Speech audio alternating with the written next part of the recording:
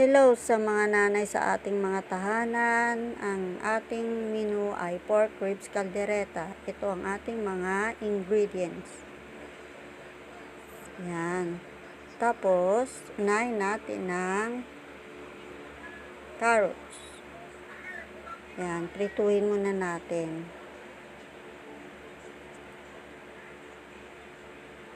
Haluin hanggang sa maluto na siya. Isunod na natin ang patatas. Ayan. Ang patatas. At pagkatapos, prituhin na rin natin ang ating buto-buto or pork ribs.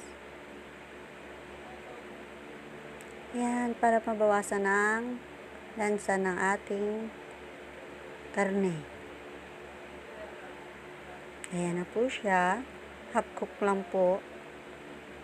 At magigisa na tayo ng bawang.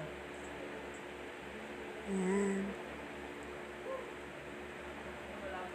Pag golden brown na siya, igigisa na natin ang sibuyas. Yan. Sinunod na po natin ang sibuyas.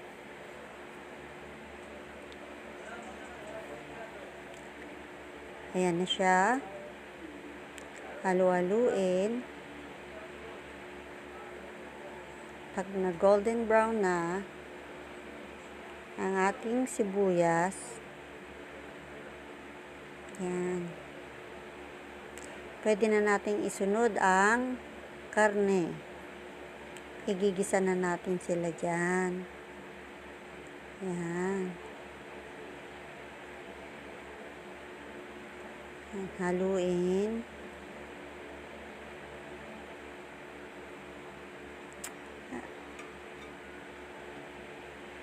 Ayan. Tapos, pag nahalo-halo na natin, pwede na natin lagyan ng tomato sauce. Ayan na po ang tomato sauce. Lalagyan na natin ng 1 cup of water. Isang basong tubig. Ayan. Nilagay na rin natin ng bell pepper. Yan, kumukulo na. And then, isusunod na natin ng liver spread.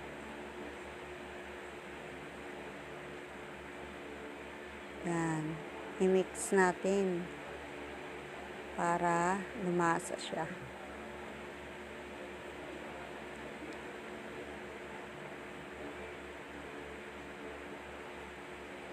Yan. Pagkakulo, pwede na natin isunod ang patatas at carrot.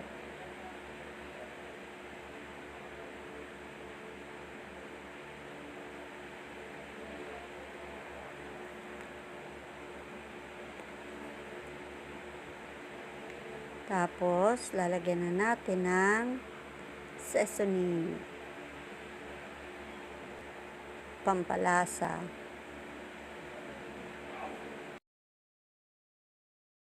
Lagyan natin ng ground pepper o pamintang durog. Ayan, mas maganda marami. Ano siya, kumulo na. Ayan na po ang ating pork ribs caldereta. Sana magustuhan nyo. Salamat sa panunood sa aking vlog. Sa uulitin.